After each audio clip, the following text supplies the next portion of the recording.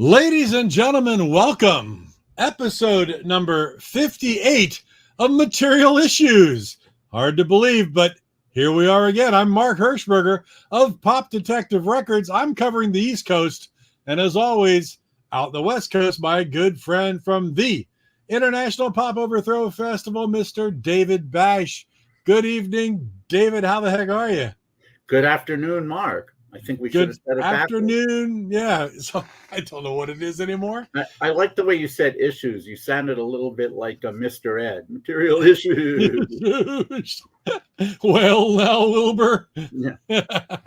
I think I have. I'll never forget the episode where what's his name, Wilbur is building a house for Sandy Koufax, and Ed is fantasizing about meeting all these stars, and he mentions Koufax and a couple other guys, and then he says Willie Davis.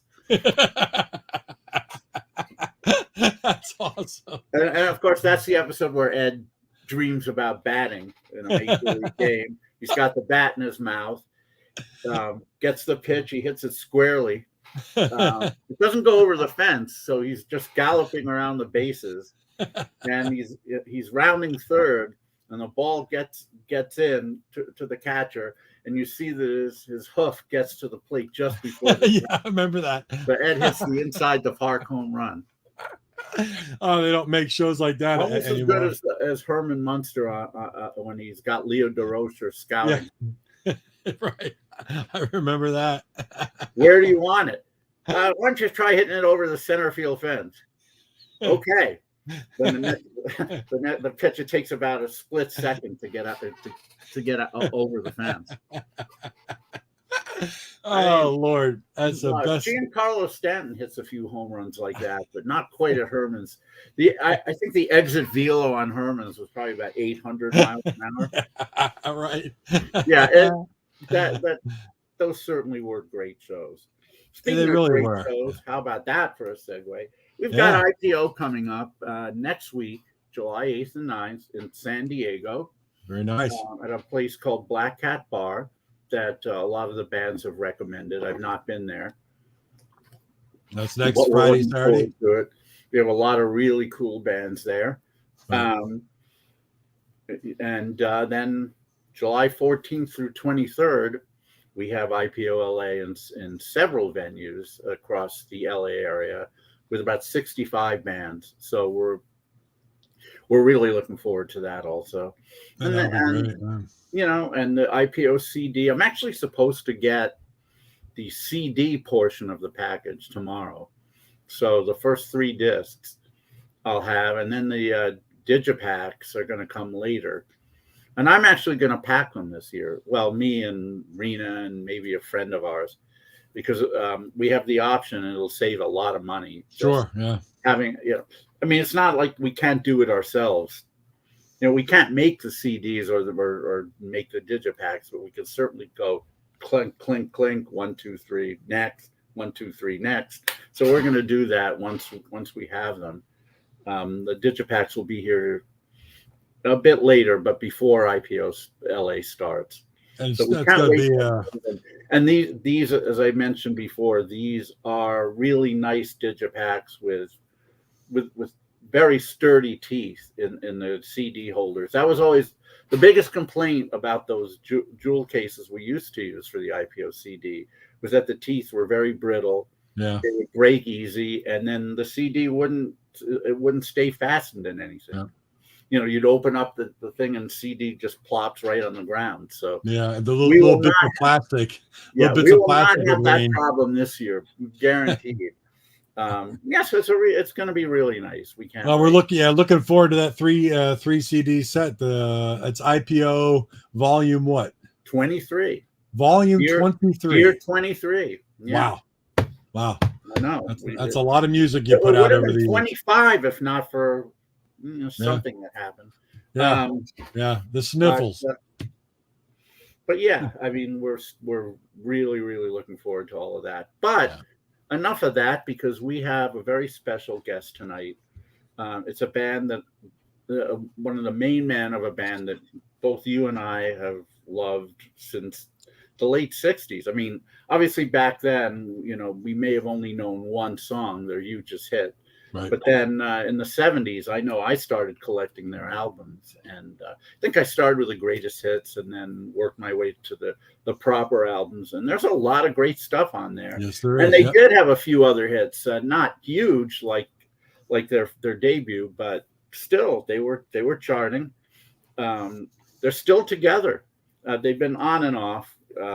But this man who we're going to introduce you to has been a member of the band on and off pretty much since the beginning, and still is. And hopefully there's some more shows coming up for these guys, because I have never seen them and I'd really love to.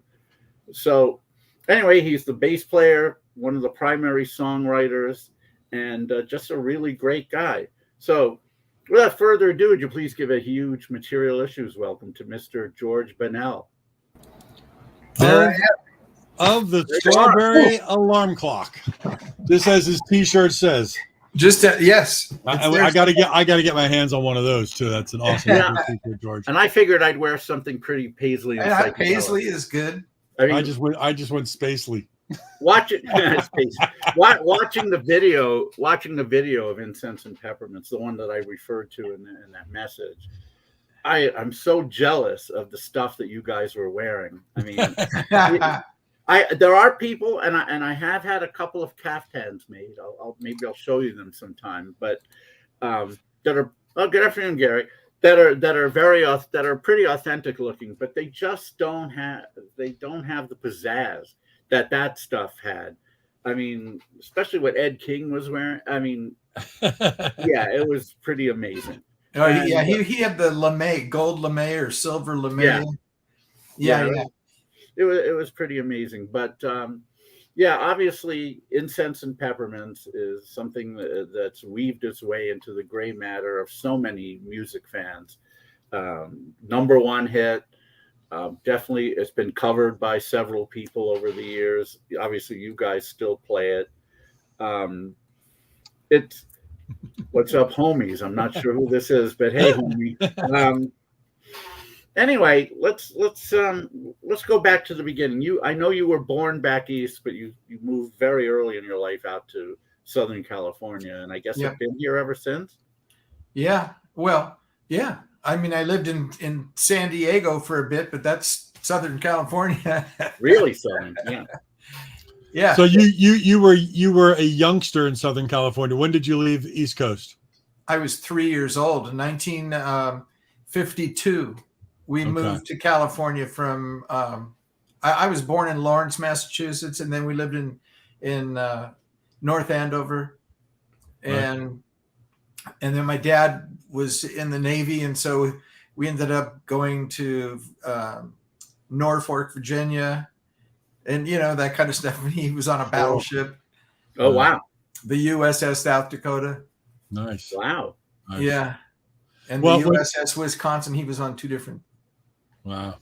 Was it a musical family you grew up in? Is that no. what you? No, not really. We always ask this question, and so many times we get answers like, "No, mom, dad weren't musical at all," and so you wonder where the passion for music and learning to play came from. So in your case, where did that come from? In my case, okay. So here's what happened when we moved to California. We moved in with my grandfather's brother and his family, and Italian family, the Gerussos. Anyway, and my mother's a full-blooded Italian, and my dad was half Italian. Anyway, my cousins, they were older than me, and they had a band. And we moved into their house, which was a house behind their Italian restaurant in North Hollywood, over on Vineland. Anyway. Oh wow! Okay. Yeah, you know the area. Oh yeah. And so, they had my one cousin played Hammond organ and accordion, and my other cousin played electric guitar. He had a Fender guitar. Wow. and they had a neighborhood kid that played drums, and I was 3 years old, and I was totally blown away, sitting there while they rehearsed, and seeing these, bombastic instruments, and I was like, yikes. And so I kind of, from there on, I know I was bugging my mom and my dad to, show me, give me something. My dad bought a little ukulele toy thing, a plastic one. And he actually knew a couple of ukulele chords.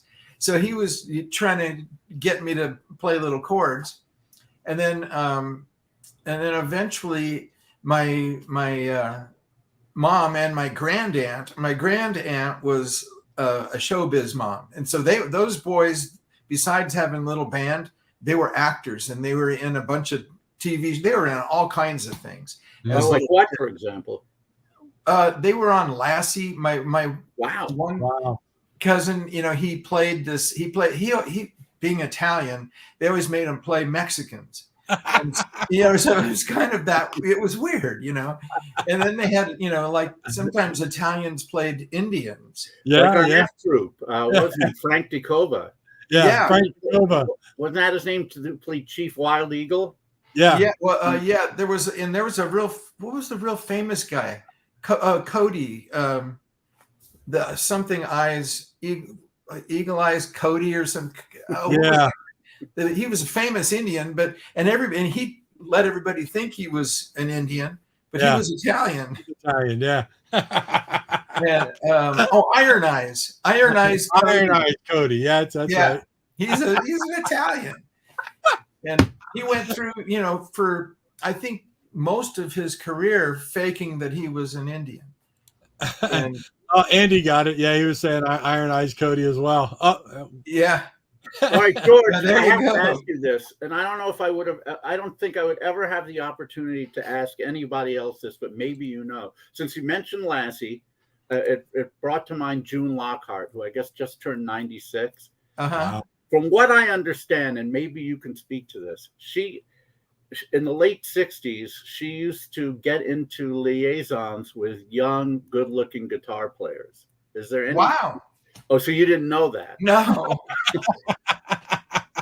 So it wasn't you. Okay. I met John Provost recently, though. He's a real close friend of ours, and we were at her birthday party, and her 70th birthday party, and he was one of the guests. So was Paul Peterson. Oh, yeah.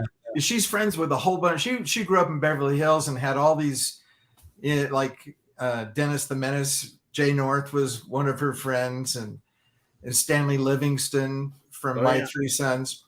Anyway, and I've met all these guys, and Tony Dow, Jerry Mathers.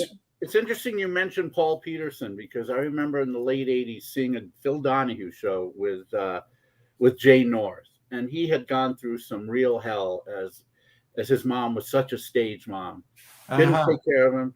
And so he's talking about it, and he's talking about his mom in not such flattering terms. And Donahue asked him, "So where's your mom now?" And he says, matter-of-factly, "Oh, she's in hell." And but the rest of the show, Paul Peterson came on, and at that point he had just started his program to rescue, in a sense, young child stars from all the hardship and grief and anxiety they'd gone through, and just kind of turn their lives around. And he had been working on Jay North at that point. I don't know how successfully, but yeah, I mean, he has spent his whole, this part of his life devoted to that cause, protecting child actors and from everything. If you were 3 years old in 1952, that means you were really coming into hearing music on radio and paying attention to things probably in the late 50s. Earlier, because I was so exposed to it in that household, and then I was addicted to it. What was turning you on? What music was really making you go? Be Elvis, right? Well, Elvis for sure, but that was a few years later. But and of all things, I really liked show music, and I had the damn Yankees and all those things, you know, and Oklahoma, and those were the albums that my parents had. Yep. And so I got into all that music and stuff. I had it in my head, you know. And I think that's kind of what led me to writing music, because I was mostly a music writer, and I wrote lyrics, but I was not a lyricist per se. I could do it, but I only did it in a kind of like it came to me. You know, it was like I didn't overtly know what I was doing, but things would just sort of enter my head, and I would write them down, and then I go, "Oh, that's good, and that works," you know. But I was mainly writing music. And post ukulele. What were you playing? Were you right into guitar then? No, then it was violin, because I was Italian. Wow. And so there was and the accordion. I think the accordion came. I forget which one came first, the accordion or the violin. But I went from it was the accordion first, and then I hated carrying it to school. and then the violin, I wanted. There was the teacher said, well, you might, because it was so squeaky and stuff, you know, especially when you're like 7 or whatever, and it's like it's a nightmare really for everybody. And so I wanted, the teacher says, well, try the viola. And I said, oh, okay. And she goes, it has a deeper sound to it. You might like that better. And I did. And I kind of liked the cello, but that was out. I was not going to carry a cello around. It was completely out. And then I got into the singing part of it, and was in the glee clubs and the choruses and all that stuff. Yeah. And so I was kind of, had my feet dancing around in the music world all the time. And I didn't start the guitar and bass thing until I was 12. And then, because I think it was 1961, and the Beach Boys and all the surf music is what got me eventually into the rock thing. Before that, I was pretty much like, because I was having to play violin in the Christmas shows, the Easter show, you know, and so that I don't know, is in a different kind of music. And then my grandmother was totally in love. We eventually moved out of my uncle and grandaunt's house, but around the corner in North Hollywood, and my grandmother's and grandfather's store was next door to Nudies, the original Nudies Western Wear, which was over on Vineland. He moved it to Lancashire, but it was originally on Vineland, and I think Van Owen, and their store was next door to his. And so my parents both worked at Lockheed, which was the thing to do. And so I used to be in that store in Nudies, because his daughter was my age, and we used to run around between the two stores all day, because we were bored little kids. But he used to have jam sessions over there, and he had all kinds of and Pat Buttram and a bunch of other people. Yeah, there were all these great old musicians there, and he made Elvis's clothes and all that stuff, and Ricky Nelson. And but they had the Doyle Dell Town Hall Party, and it was a TV show, and my grandmother used to religiously watch it whenever it would come on, and I'd sit with her and watch it. And they had, fiddle. It was violin, but it wasn't violin. So when I was taking violin lessons and playing in the school thing, I hated it, because it wasn't, I wanted to play fiddle. I wanted to go, and I didn't want to be doing jingle bells and stuff. And so, and that's kind of, and then there was nobody to teach it. And so then I just kind of dropped off of it and stopped playing it. And then eventually the Beach Boys and all the rock and, the surf music, then I had to do it. Then I had to. Were you a surfer, or were you a typical California kid? As somebody growing up in New York, we fantasized about, you'd see TV shows and beach movies, and it's like, wow, it must have been great growing up. Was it? Yeah. I mean, it was perfect. the weather and you go to the beach, and there was like, we lived in the valley, so back in the 50s and then in the early 60s, well, especially in the 50s, it was an excursion. It was like a field trip to go to the beach. And so when I was like it was what do you call it, preschool, and they would take us all in a station wagon, and I remember getting car sick riding in the back of a station wagon over Malibu Canyon to the beach, or Topanga. It was probably Topanga. Topanga still goes down there, yeah. Yeah, and it was like, but yeah, it was fun. And I was a little towhead blonde kid, so I fit in really well with the California kids. Were there two girls for every boy? Yeah. It really was. Wow. See, David, you and I just missed out on everything. Boy, good. did we ever. Oh, it was a blast. It was a blast. And in those days, when it came time to go to the beach, you could hitchhike, and everybody hitchhiked to the beach. It was not a scary proposition. Sure. Now you're dead, but now you just don't do anything like that. I never see a hitchhiker anymore. You never do. Very rarely. I have seen a for few 10 driving. seconds. Where did all the hitchhikers go? Yeah, hitchhiker heaven.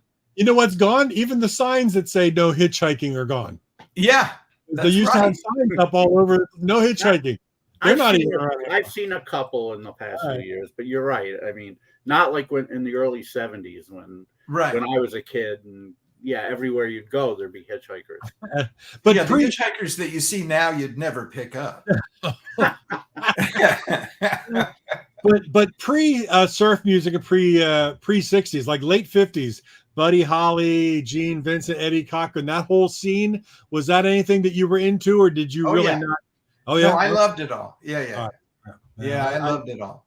I'm a huge rock. When did you start your first band, George? When did you start your first? What was your first in band 61, in 1961, basically, and we were we didn't really have anything. I had an acoustic guitar, but it was, I don't even know if it was able to stay in tune, and it didn't really have all the strings on it. And so I automatically was playing bass parts. Yeah. And so that's and pretty soon it wasn't until it was probably 1960, like 2 years later, I got an electric bass, 63. Wow. And and then that year we moved in next door to who is my best friend now, Steve Bartek, and he's one of our band members, and he was in Oingo Boingo. He is in Oingo Boingo. He's in our band too still. Wow. But he and I started writing songs together in 63, 64, and he was an ace flute player, already. And he was doing recitals and everything. He could read whatever they put in front of him, and he had a piano, and he could, the reading was the same reading, but he was able to do that whole thing. And his brother and I started taking guitar and bass lessons at Wallach's Music City. Yeah, very famous. And then the three of us had a little band, and there was like a neighborhood kid that was a drummer, and so we had our first little band. I remember the first time that we ever did actually a set of songs was for the Calabasas Women's Club, which is just almost in walking distance from me here, and if I walked anywhere, but it was the building is completely gone now too, and I think we got paid $10 to play it. It was the Calabasas Women's Club, and total of $10 for the four of us, and we were thrilled. We came home and told our moms, look, we're pros. We're professionals. And that could buy you an album back then. Yeah. That's what they used to cost, $250. And that first band was called what?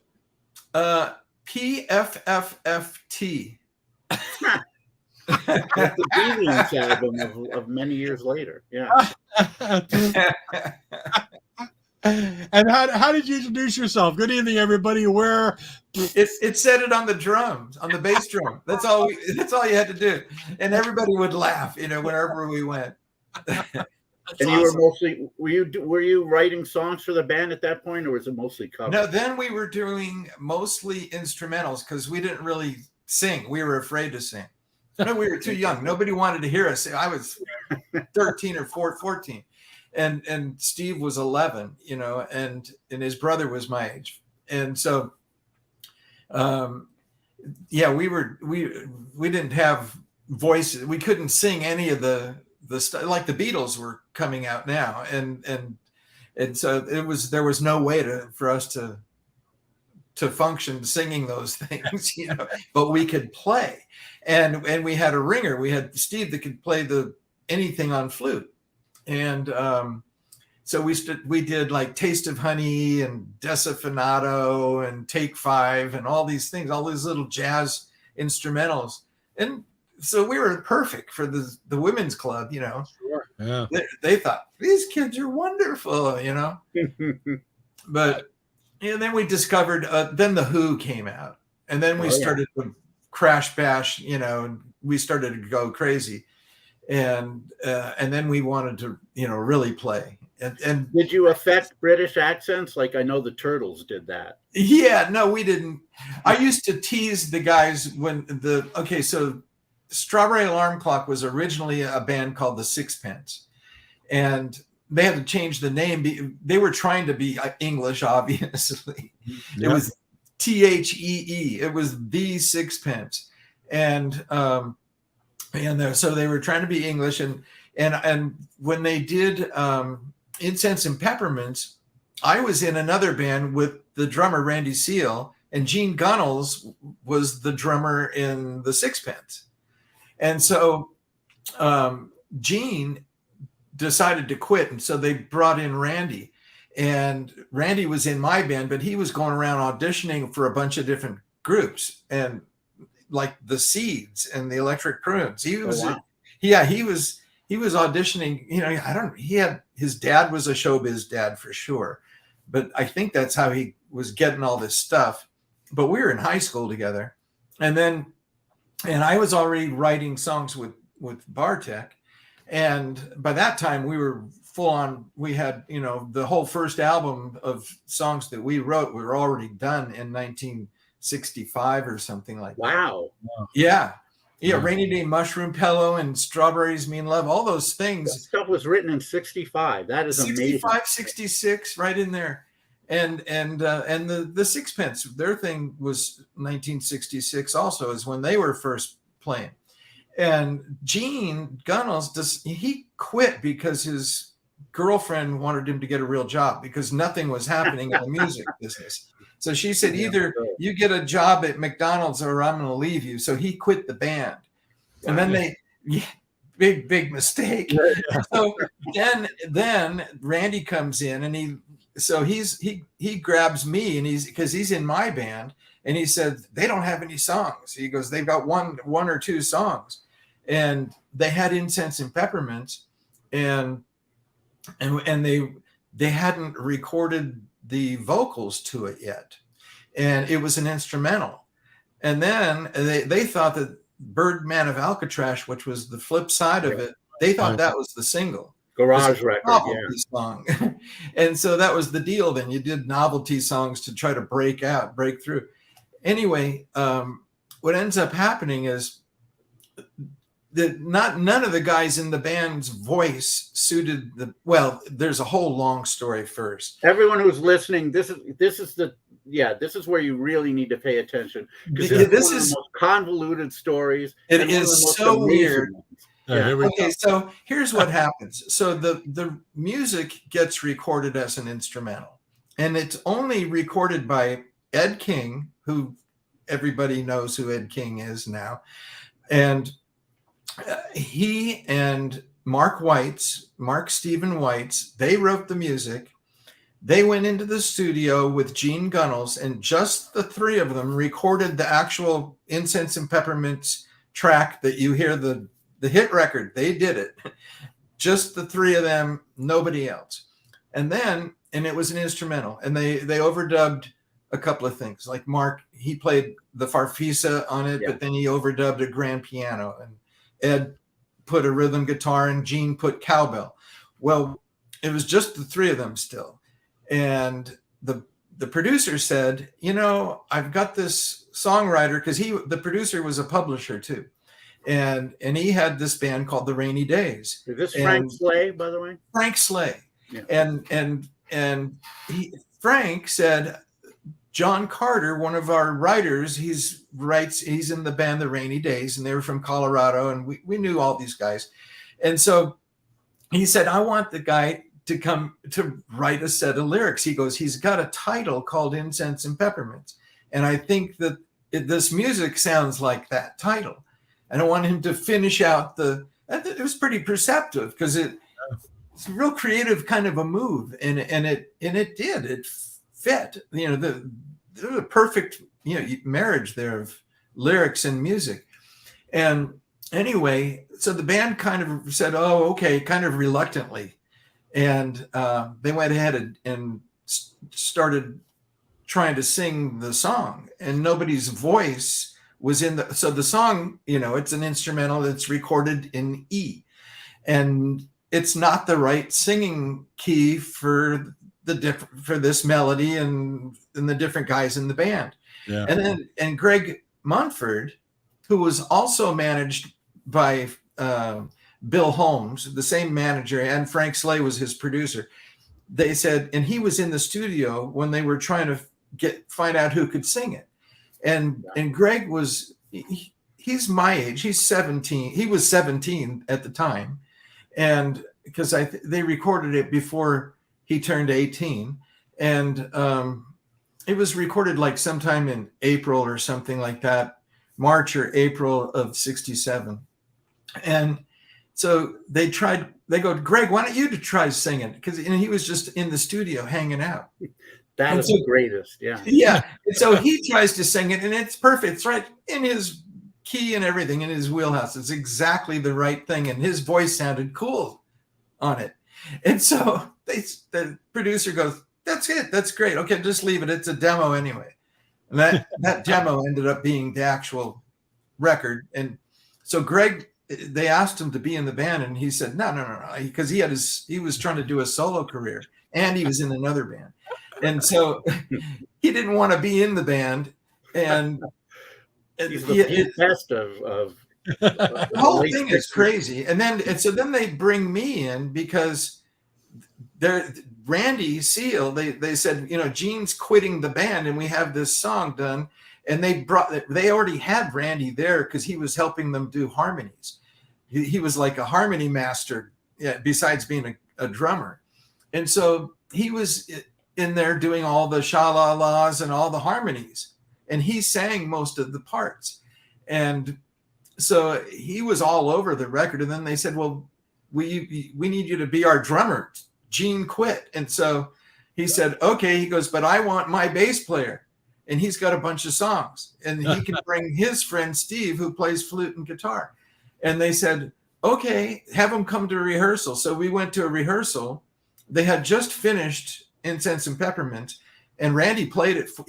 We sat across, we were in high school, and we went to this place called Don's Royal Pup, and it was by Taft High School in Woodland Hills. I know where that is. Yeah. Yeah. And so we went over there, and Randy had this little record player. And so he played it for me. And I said, oh, they're doing English accents. So that's what this came from. But, and he goes, oh yeah, I guess so. They kind of are, yeah, go, and so, oh, right. Yeah. Anyway. So I was kind of making fun of it. And then lo and behold, I get asked to be in the band. So what ended up happening was Steve Bartek and I go to a band rehearsal, and we played him all of our songs. Steve's playing flute, I'm playing guitar, and we just played everything. And Ed and Mark were in charge of who of what songs the band was going to do. And first, Ed just goes, "I love all the songs. I want to do them all." And I went, "Great," because they were getting a record deal. They had a singles deal, but the actual album deal hadn't come up yet. So, but this is what they were preparing for.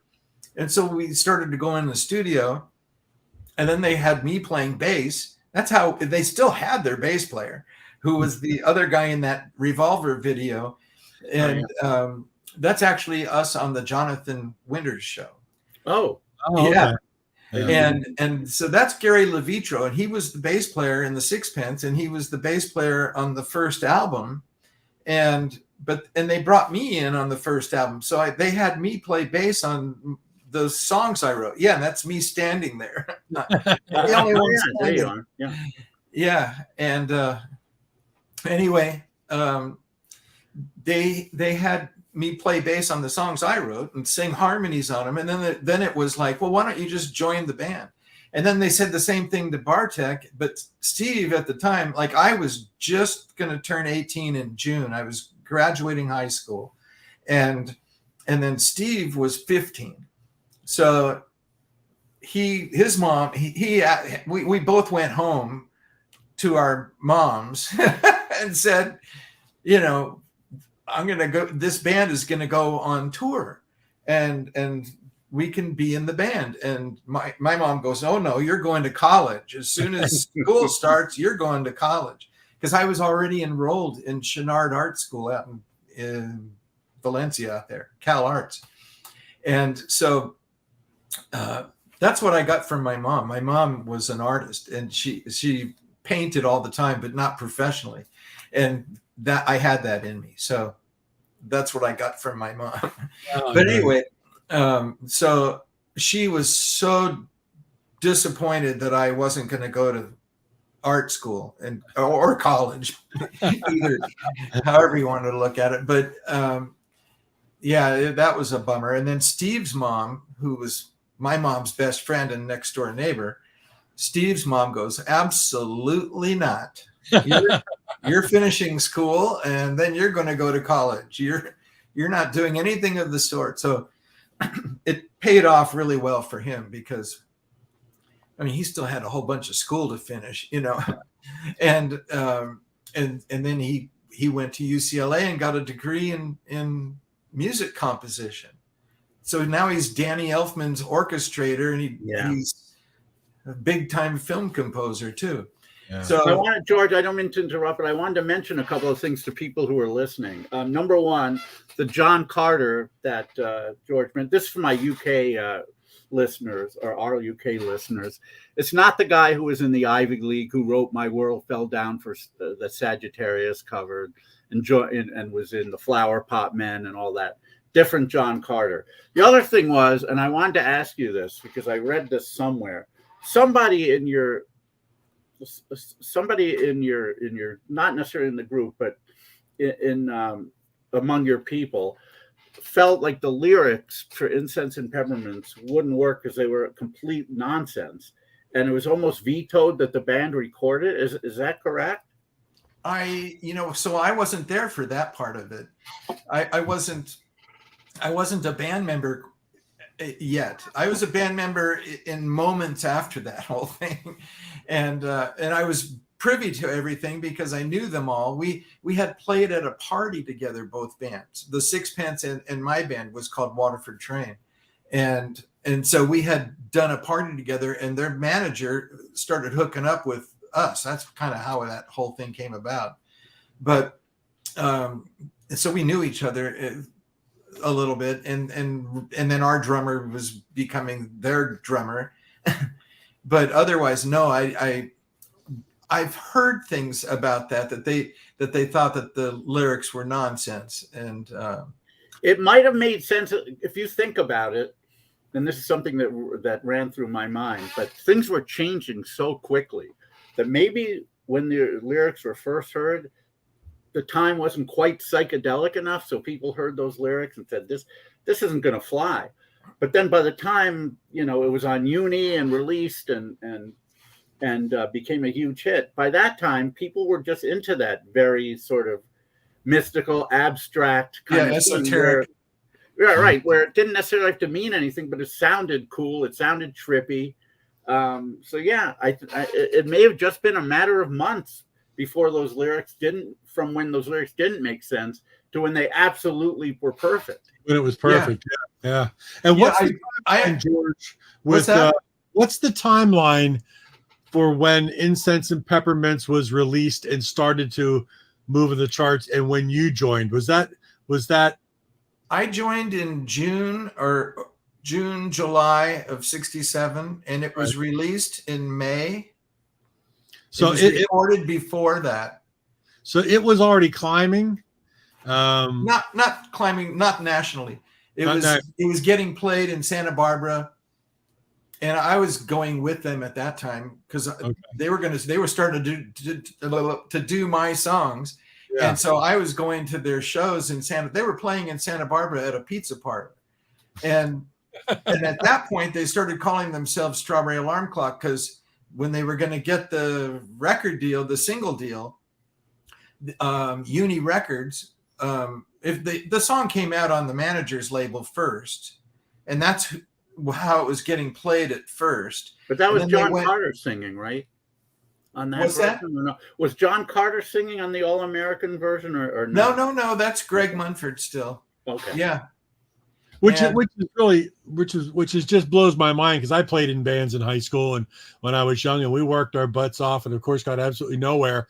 But just trying to think of the fact that this Mumford, happened to be at the right place at the right time, and he's high school age. You're high school age. You're just graduating, and this is a song that is, not only the song but the band is about to just explode, and you guys are basically just out of high school. It's utterly amazing to people of this generation that could happen.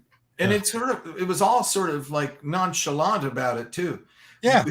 They were like, well, it's just a demo. Okay, next, that kind of a thing. But here it was like this mega hit, as it turns out. Unreal. But it to the point where, we've been called one hit wonder our whole career. And even though we had other, with 5 charted songs and a number 11 album, so it's like, it's not a one hit wonder in reality, but the giant, overshadowing, or it wasn't a black cloud, but it was sort of like that because it was impossible to get out from under, Well, and also, psychedelia in that time period is really so specific to a certain small segment of time in the 60s that it really gets, it gets to be a defining moment of that genre. Which was huge, boom, and then that kind of disappeared. And that's, even though you had other charting songs which weren't quite as, the psychedelia started going like this as you wrote more. It's still so defining of that genre and that era that it, like you said, it's not a black cloud, but it's a cloud over everything. It's a rainy day mushroom cloud. It's a rainy day mushroom cloud. Let's talk about the albums a bit, because obviously that's where you made your greatest contribution. You look at this first album. One of the things I find interesting about it, well, number one, that Incense and Peppermints is one of the last tracks on it, where often the single leads off the album because you want to grab people. You let off the album with This World's on Fire, which is like an 8-minute, mostly instrumental. That had to be whose idea was it to do that? Because that's like a commercial suicide move to do. Yeah, well, it came from, so World's on Fire came from my previous band, Waterford Train. It was originally, it was like conceived in a we had a rehearsal room at our keyboard player's parents' house. His name was Fred Schwartz, and he's no longer with us, but he came up, he's a Farfisa organ guy, and he came up with the bass part, and I was trying to find a bass part to it, and he had all these chords, and so he and I sat in this. I have a cassette recording of us doing it. Wow. But yeah, anyway, so that, and Randy, the drummer, he loved it. So he went and took the song to the Sixpence, and they started doing it. As a matter of fact, the Sixpence have, A Karma Records, which was the manager's label, released all of the Sixpence singles on an album. Yes. And on that album, they have Worlds on Fire. But it was not a Sixpence song. It was one of our songs, and it was actually an alarm clock song. And it wasn't even called Worlds on Fire. It was called Colors on the Wall. And there's a whole other version of the song that got recorded. Oh, wow. Yeah. And then this keyboard player, Fred Schwartz, had a run-in with our manager, or the manager was a crook. And so the manager said, and we had already recorded the music with me playing bass and Steve Bartek playing flute and everything. We're in the studio. Steve did get to play flute on the album, so just didn't get credited for it. And but anyway, we recorded the as as Colors on the Wall. And then Fred told the manager, he goes, you guys, I don't want that group doing my song. My band wants to record that song, and you guys can't have it. And the manager's like, well, we already recorded the music. And he goes, I don't care. And so, and then he says, well, I'll just write new lyrics to it. That's what happened. The manager, the day after this big fight happened at a club in Hollywood called the Hullabaloo. And it's been called a bunch of things. It was the Kaleidoscope and the Aquarius Theater and a bunch of stuff. And it goes back into the old days too, like the Moulin Rouge. It was quite a place. Yeah. Anyway, this fight took place backstage, and we were opening for Love, and my friends that I was in the band with before I was in the Alarm Clock, they were the opening act, and they were called the Public Bubble at that point. And anyway, this fight all took place in the dressing room. And I'll never forget Fred chasing our manager, Bill, with the phone. It was a dial phone with a cord attached to it. And he was, and he's chasing him with it, trying to hit him with it.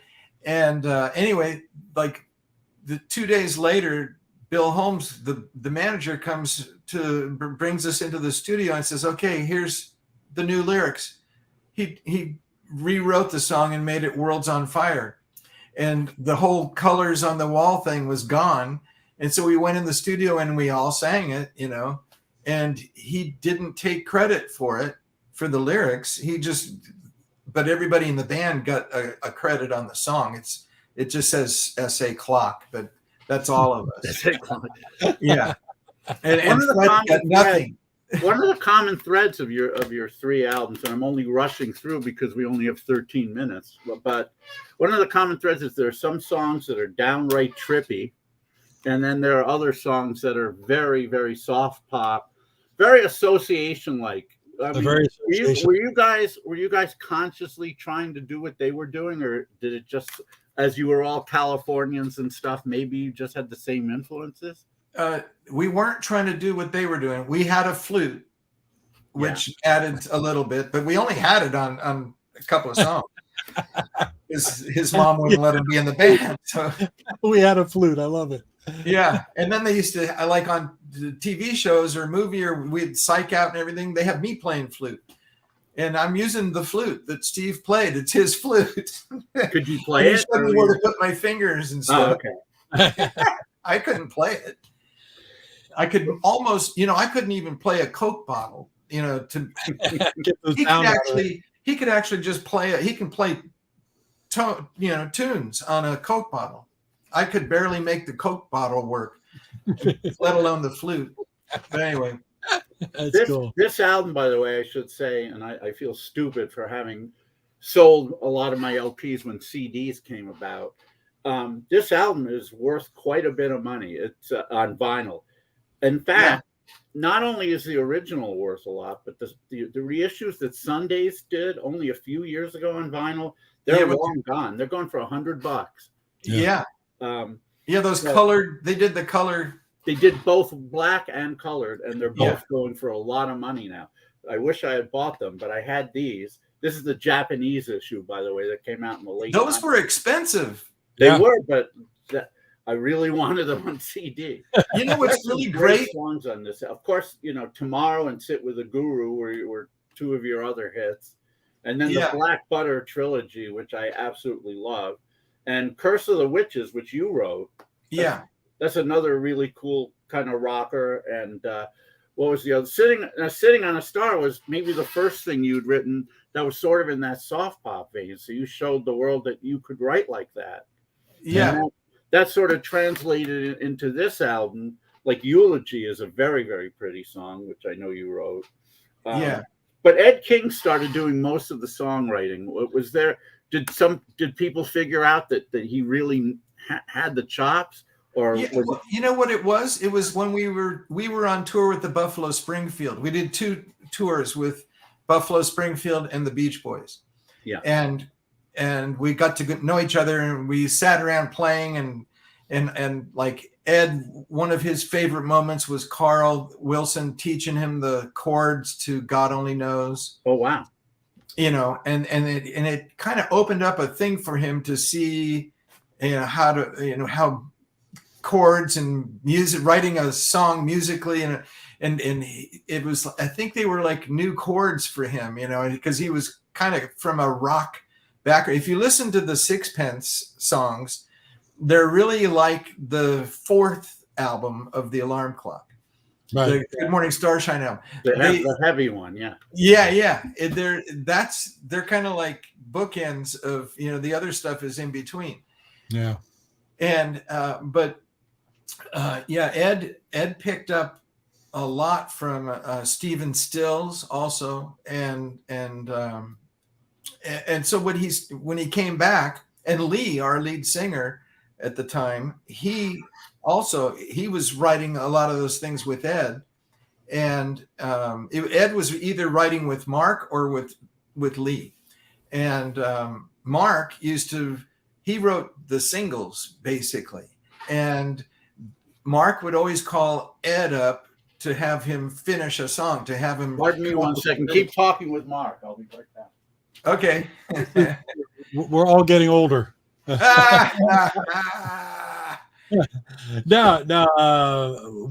I had a question I wanted to ask you. Now I just lost it because David ran off. But how long after the 3rd album was recorded did you depart the band, and what was the reason for that?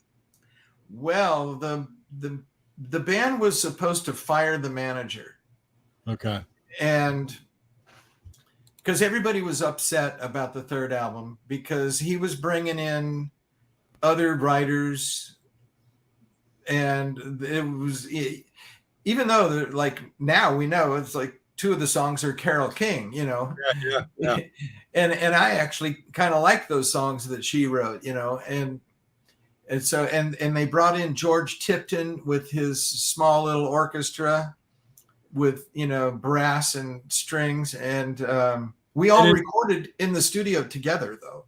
And in hindsight, it doesn't really sound like a bad thing, but at the time it probably wasn't a popular thing with you guys. And right. It was a left turn. Yeah. That's how we looked at it. It was like a complete we wanted to be a band. We wanted to be a creative songwriting band. Right. Yeah. And we didn't want to go off into that other thing, into having the orchestra with us and everything. Because it also made it like for us back in those days, you can't reproduce it live anymore. Right. Yeah. And so you're not going to bring an orchestra. Although the Beach Boys, when we were touring with them, they had a brass and string section. They had 12 backup people on tour. And so and when they did stuff, and it was because of Brian Wilson doing all that stuff in the studio with all these musicians. But when they did I remember the first day we went on tour with them. This is nice. We walked into I think it was Constitution Hall was the first show we did. And which you guys would know where that is. Yeah. And we walked in, it was sound check, and the Beach Boys were on stage and Buffalo Springfield were in the audience alone, and they were sitting in a row, and the Beach Boys go, "Hey, Strawberry Alarm Clock, come on down." And so we all walk in, and we're walking down the aisles, and the Neil Young goes, "Come over, guys, come over here, sit here." And they're like right in the middle of the whole theater.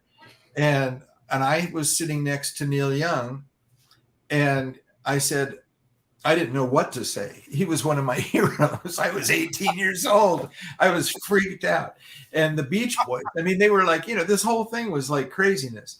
And they're on stage with their whole thing, about ready to do a song. And Neil Young goes, "Sit down." He goes, and I said, "All right, surf music." Dumb me. And he goes, he looks at me and he goes, "Prepare to have your mind blown." And then they count off God Only Knows. Daryl Dragon is counting it off, and they go into, and it was like the most perfect thing I had ever heard in my life. I'd never heard anything that good.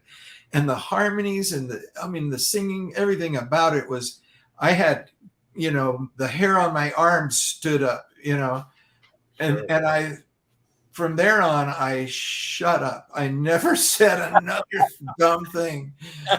Every time I was about to, I'd self-edit, and go,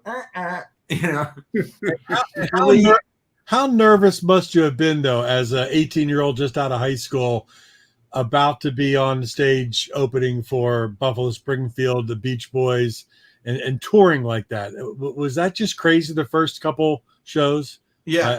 I think my hands wouldn't work. Yeah. We were, that's the next thing that happened. They call us down there to do our sound check. It's like, "Okay, the Strawberry Alarm Clock, you're on." And we're like, "Oh no," here we're going to play, and we're going to play in front of these guys. That's our whole audience. That's it. It was like, oh my God, we were so freaked out. What golden memories, though? What absolutely wonderful memories of that time. Holy cow. So George, why did you leave the alarm clock? Oh yeah. So anyway, that's where we were. So that third album, after that third, then we had a tour to do, and then on the tour, and we were all kind of bummed out about we had to do all these songs that weren't, ours, especially some of them, like "Angry Young Man," and Ed King despised that song, and we started calling him Angry Young Man. Anyway, so what happens is we go on tour, and on the tour, we all decide we got to get rid of, and the Beach Boys had been telling us too. They had been saying, "You got to get rid of that manager. He's crazy, and he's a crook, and this and that." And then the drummer Randy and I had a business manager that handled our monies and whatever, and he told us, his name was Terry Corbett, and he told us that we were being ripped off, that Bill Holmes was getting money. He was booking other bands, calling them the Alarm Clock. Yeah, there were all kinds of crazy stuff going on, and because media wasn't the media that we have today. Right. People might not even have known what we looked like or whatever, So you could just put another band and dress them up like we dressed. And anyway, so we decided amongst us that we were going to fire him when we got back to LA. So we called a meeting, had him and the whole band, and we were going to let him know. And he says, "Before you guys say anything, I think I know what you're going to say, but I want to let you know that I have cancer and I only have 6 months to live. Oh my God. Please don't fire me." And then I said, "I quit." Wow. I quit. And then Randy Seal said, "I quit." So the two of us walked out of this meeting, and the other band members, they go, "We can't fire him now, because he's got cancer. That's wrong." Well, he just passed away like last year or something at 86 or something. It's a miracle. Yeah, it was a miracle. Yeah. You guys knew. You It knew was the this. longest 6 months in history. But Speaking of bands, you're talking about them putting out bands, calling them the Strawberry Alarm Clock. The band that's in Beyond the Valley of the Dolls, are you in that? And is that the Alarm Clock? No, so that happened right after I quit. And Gene Gunnels he came back in as the drummer.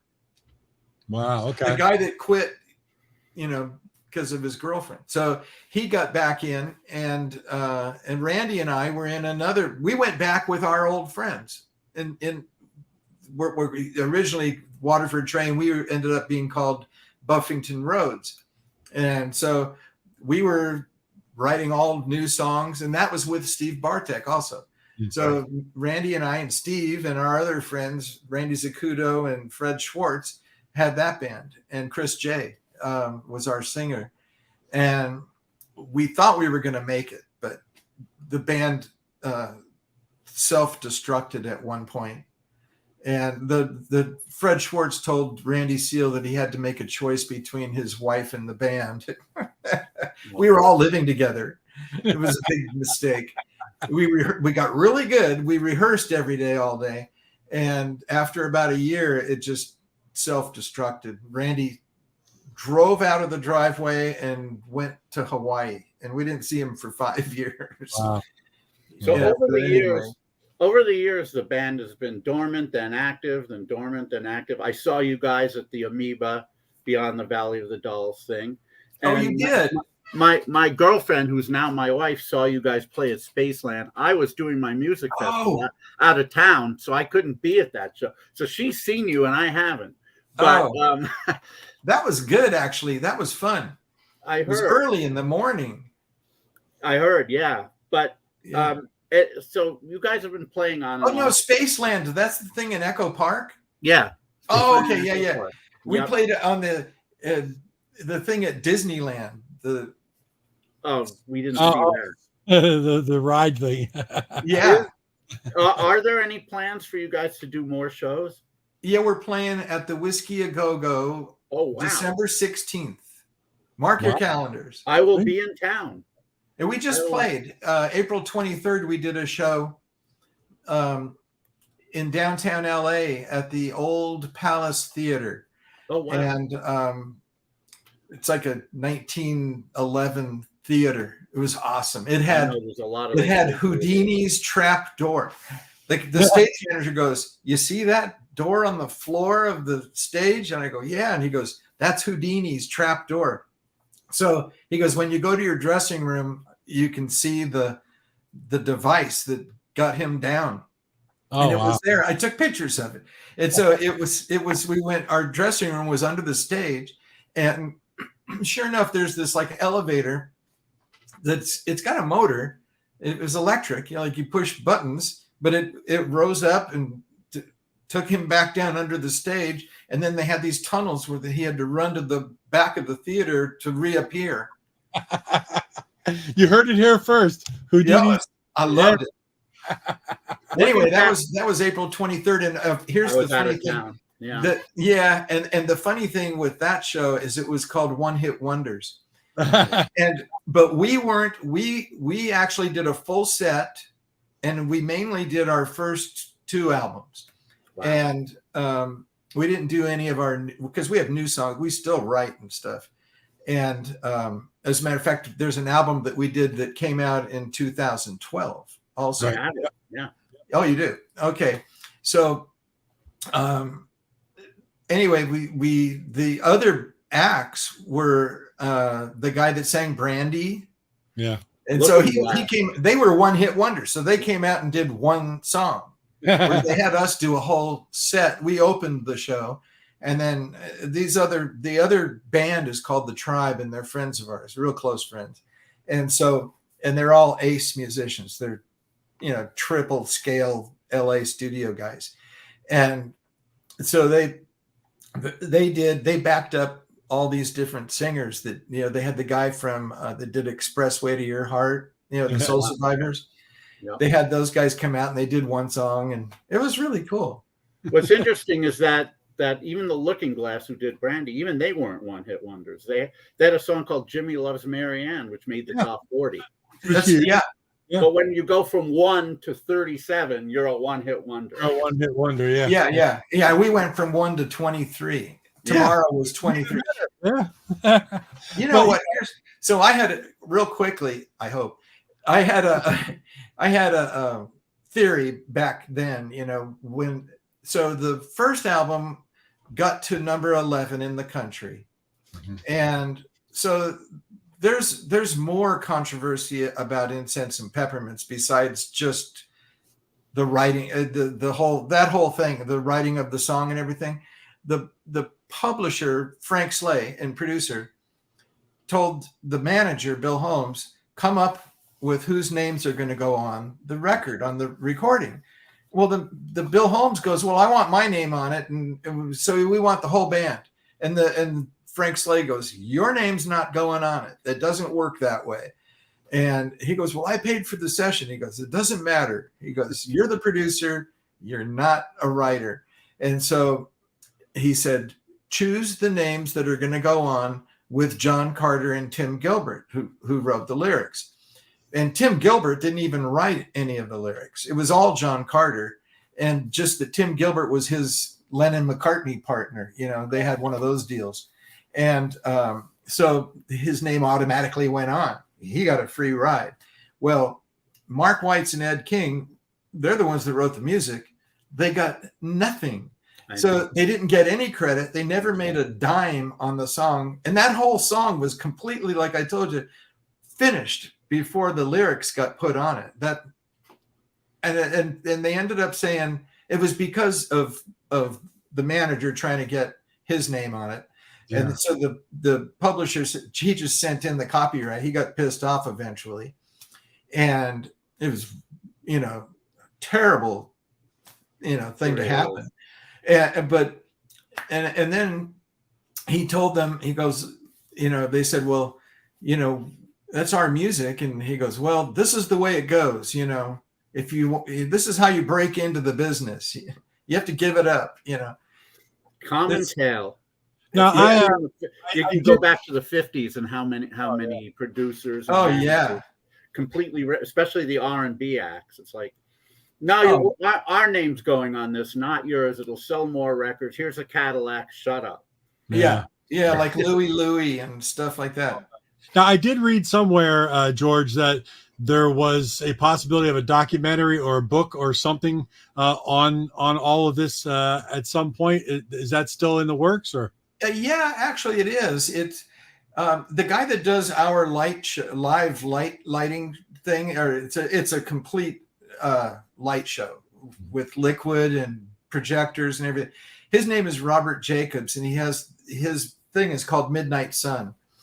And he's been putting together a documentary and a book all about, because he loves the band, and it costs him to do our light shows. He has a full crew and he does this amazing thing.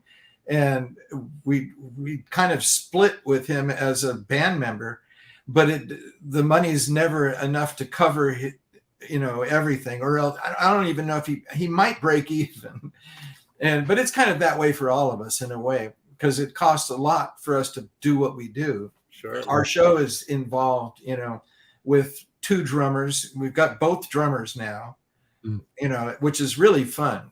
And because Randy comes out and plays vibes, that's the other thing that happens.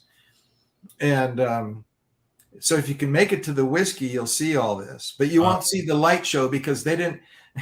We've done the light show at the whiskey before, but the tear down and everything, it keeps their employees there till like 3 or 4 in the morning. And so they said, nope, we don't. We want you, but we don't want the light show. And then I told Robert Jacobs, and he goes, thank God, because he hates doing the light show at the whiskey because it's got all these obstructions, and yes, you do it from upstairs, and yep. And there's like these rafters and speakers, and they have to hang a curtain. will the documentary be called Incensed? Oh, that's a good idea. I like. I don't know what I have no idea what he has in mind for it, but Well, yeah. all the information about your products, your T-shirts, the great one you're wearing right there. Everything going on is on strawberryalarmclock.com. Yeah. Everybody can check it out right there. I got to get one of those T-shirts. I have to have one of those. But a lot of things going on. Any of your live shows will be posted there. Obviously, I would think so. Yes. Anybody watching wants to keep up to date with where to catch this legendary band. There it is, strawberryalarmclock.com. This has been an absolute pleasure, George. Thank you so much for being on the show. Thank you. An absolute gas, and we wish you the very best with continued health and thank you and happiness. We're all fine. Everybody's good. That's great. The dead guys are still dead, but but you're doing what you love, and that counts more than anything. And, yeah.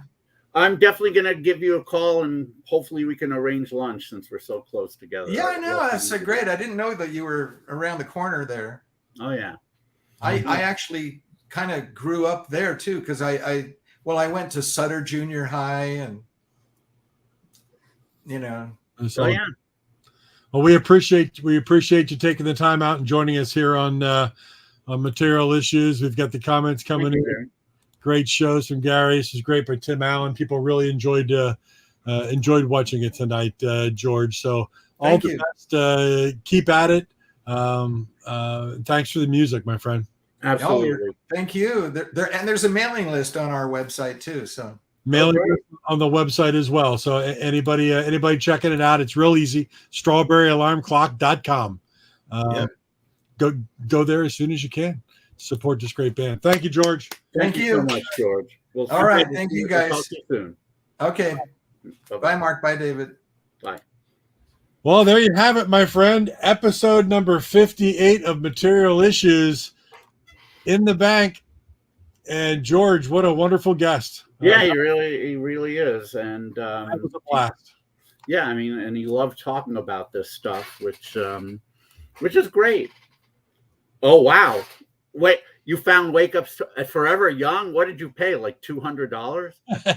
Forever Young, for those who don't know, is a great, huge record store in Grand Prairie, Texas, near Fort Worth and Dallas. It's like a museum, though, when it comes to some of their prices, because it's insane. I remember last time I was in Arlington, we went through, I combed every freaking rack. And they have this one section where they have the rare stuff, and the prices are just out of this world high. But I found in their normal section, in their normal 60s section, the band The Shakers, who were pretty much the Uruguayan Beatles. I found an original copy of their first album on Audio Fidelity for only $25. They did not know what it was, clearly, because had they, it would have been three figures. Oh, Gary's giving you the update. 140. Yeah, I'm actually, that's pretty low for them. That's I think they have one up on Discogs now for like 200, Gary. So you did good Forever Young wise. It's really a fun place to go, especially if you want to buy newer stuff, because that's not overpriced. But if you're looking for anything rare, it'll be great. You can actually look at it, but I don't think you're going to want to buy it. You're going to be paying three figures for everything. And of course, this episode of Material Issues is not being brought to you by Forever Young. No, I love Forever Young, and the owners are really cool guy. His name's Dave. He once literally gave me the shirt off his back. I was in there, and he had a Forever Young shirt, and it said David on it, like a button down. They weren't selling the button downs, so I said, "Well, my name's David also, and I love your shirt." He said, "Oh, do you want it?" I said, "What?" And he proceeds to take it off. He has a T-shirt underneath, but he proceeds to take it off, and he said, "Here, it's yours." Cool. That was unreal. So no, I love Dave, and I love Forever Young, but their prices are really high on collectible stuff. That's all. But if you're in Grand Prairie, if you're living in that area, where else are you going to find stuff like that? So Yeah, true. Sometimes you have that stuff in your hand and you have this impulse. You've got to buy it. Oh my God, it's $150. I'll just do it this one. Which is what Gary did. Yeah, I mean, that is by far their highest price album. Wake Up It's Tomorrow. Why? I don't really know. Yeah. But like I said, Sundays did reissues of it only 4 years ago, and then 3 years ago they did the colored vinyl. Those things are $100 now. They went out of print in like 5 minutes. Yeah. So I missed out. A lot of people missed out. But anyway, this was a great show, and thank you all very much for watching. We don't have anyone scheduled yet for next week, but we do have someone scheduled for the 13th, correct? Yes, we got Mr. Cool Cat himself, Cool Cat Music's Ray Gianchetti, who lives about 15 minutes from me here in South Jersey. But that's a switch. I have my neighbor, and you'll have your neighbor. Such a cool record label. He releases so much stuff, and he's a big collector himself, and he's got a massive wall of vinyl and things. He does. I remember going to his house with you that one time. So, yes, great guy. One of my good friends here, and we're looking forward to Ray Gianchetti on the 13th from Cool Cat. And then we got a lot of irons in the fire, a lot of things coming up. As always. So if you're not sure, just check out Material Issues here on Facebook and materialissues.com on YouTube. All 58 shows are archived there. So, join the group, subscribe on YouTube, tell your friends. David and I have a great time here bringing you some of the best artists and bands and music from, the 50s, the 60s, the 70s to the present. We are having a blast doing it. So God bless you for watching. Absolutely. Everyone stay safe, stay well. We'll see you next week. Thanks. Good night. Good night.